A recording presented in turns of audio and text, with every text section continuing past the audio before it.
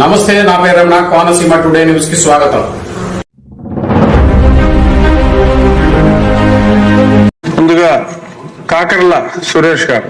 ధన్యవాదాలు అధ్యక్ష. ఇది ఉదయగిరి నియోజకవర్గంలో ఉన్న 30,000 పేద కుటుంబాలకు సంబంధించిన డ్రింకింగ్ వాటర్ సమస్య అధ్యక్ష. నేను ఈ సభలో 2 సార్లు ప్రస్తావించడం జరిగింది. 2014-19 మధ్యలో ఎన్టీఆర్ సుజల స్కీమ్ కింద 14 మండలాలు, అంటే ఉదయగిరి నియోజకవర్గం, ఆత్మకూరు, కావలి. ఉదయగిరి నియోజకవర్గంలో 8 మండలాలు, ఆత్మకూరు 4 మండలాలు, కావలి నియోజకవర్గంలో 2 మండలాల కింద 331 హ్యాబిటేషన్స్ కి ఎన్టీఆర్ సుజల పథకం కింద ఒక ప్రాజెక్ట్ స్టార్ట్ చేయడం జరిగింది. మదర్ ప్లాంట్స్ పెట్టి 190 డిస్పెన్సరీ యూనిట్స్ పెట్టి, ఇటువంటి డిస్పెన్సరీ యూనిట్స్ దాదాపుగా 700 పైగా పెట్టడం జరిగింది.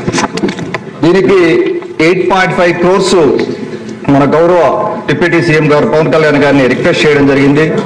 దాని గురించి ప్రోగ్రెస్ లేదు అధ్యక్ష. అది ఒక్కసారి మన పవన్ కళ్యాణ్ గారికి ఒకసారి గుర్తు చేసి, మనం ఈ ప్రాజెక్ట్ ని రిపేర్ చేసి ముందుకు తీసుకెళ్దామా, లేకపోతే డీకమిషన్ చేసి ఇక్కడ ఉన్న మెటీరియల్ అన్ని కూడా, ఇన్ఫ్రాస్ట్రక్చర్ అన్ని కూడా మనం సేల్ చేయడమా, లేకపోతే ఆక్షన్ వేసి ఆ వచ్చిన డబ్బుతో ఆరో ప్లాంట్ పెట్టి వెళ్లాల్సిన అవసరం ఉంది. చాలా ఇబ్బంది ఉంది అధ్యక్ష. ఉదయగిరి నియోజకవర్గంలో ఆరో ప్లాంట్ల కోసం అని చెప్పి రిక్వెస్ట్లు కంటిన్యూగా వస్తూనే ఉన్నాయి. దాదాపుగా 30,000 కుటుంబాలకి సంబంధించిన సమస్య. దీనికి జేజీఎం ద్వారా సమస్యలు నీళ్లు వచ్చే మార్గం కూడా చూడమని గౌరవ ముఖ్యమంత్రి శ్రీ నారా చంద్రబాబు నాయుడు గారిని వారికి కూడా విజ్ఞప్తి చేస్తా ఉన్నాను. గత ప్రభుత్వంలో 2014-19లో లోకేష్ గారు స్టార్ట్ చేసిన ప్రాజెక్ట్ ఇది. వీటి మీద కొద్దిగా దృష్టి పెట్టి మాకు డ్రింకింగ్ వాటర్ సమస్య పరిష్కరించమని ఈ సభ ద్వారా వారిని కోరుకుంటా ఉన్నాను. Thank you.